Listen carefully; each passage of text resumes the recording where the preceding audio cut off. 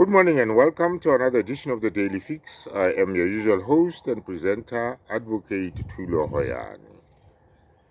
This morning I would like to look at the concerns of Sifiso Meyiwa following the disclosures by Absalom Zungu that he has got nothing to do with the so-called affidavit that Gininda has submitted to the Pretoria High Court implicating the accused in the killing of Senzo Meyiwa.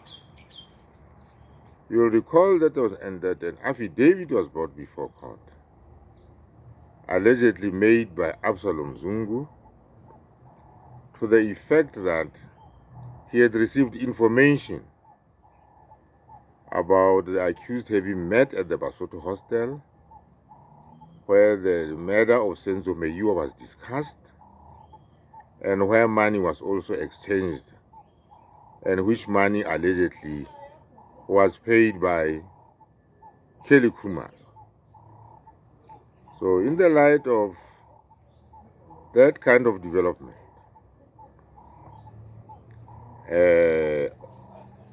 Absalom Zungu is very worried and very angry about what Gininda has done. And Sifiso Meyiwa, the brother of Senzo Meyiwa, is also very concerned about these disclosures. You know, the association of Sifiso with this trial goes a very long way. Sifiso Meyiwa has been a real true brother to the late Senzo Meyiwa, his younger brother. Because Sifiso has been committed over the years, although nobody has ever bothered to listen to Sifiso. Sifiso has consistently over the years maintained that the people who are in the dock, supposedly the killers of Senzo Meyiwa, are not the people who should be in that dock. He has never believed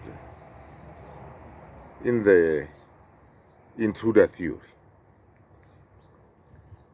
Sifiso Meyiwa has always maintained that one way or another, the people in the house have something to do with the killing of his brother.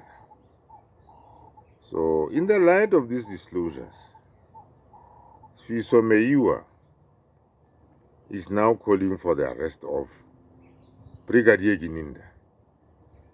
Because, you see, if that affidavit or the denunciation of that affidavit by Absalom Kumalo stands the test of time, and it turns out that Absalom Kumalo actually never deposed to such an affidavit, that is an act of defeating the ends of justice. Sifiso is personally very angry about this because, among other things, he says Gininda is playing with the emotions. You know, he's playing with the emotions of the family. Because can you imagine having lost a brother under such tragic circumstances, and then getting narratives which people simply just thumb sunk?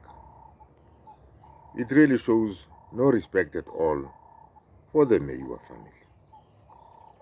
So Sifiso and Absalom Kumalo, are sort of coming from the same corner, because both of them can easily, and I repeat, both of them can easily open up criminal cases against Gininda. Because let us take Absalom Zungu. Absalom Zungu can open up a case of defeating the ends of justice with the use or the theft of his identity by Gininda. Because if the person comes forward and says, evidence has been used, or my name has been used or abused, to put it in its proper context, to procure an affidavit on the basis of which people are now facing charges of murder. That is a serious thing. It is very serious. Now, also placing such an affidavit before a court of law, in itself amounts to defeating the ends of justice. So, in a sense, both Absalom Zungu and Sifiso Meyiwa have a case to make out against Brigadier Gininda.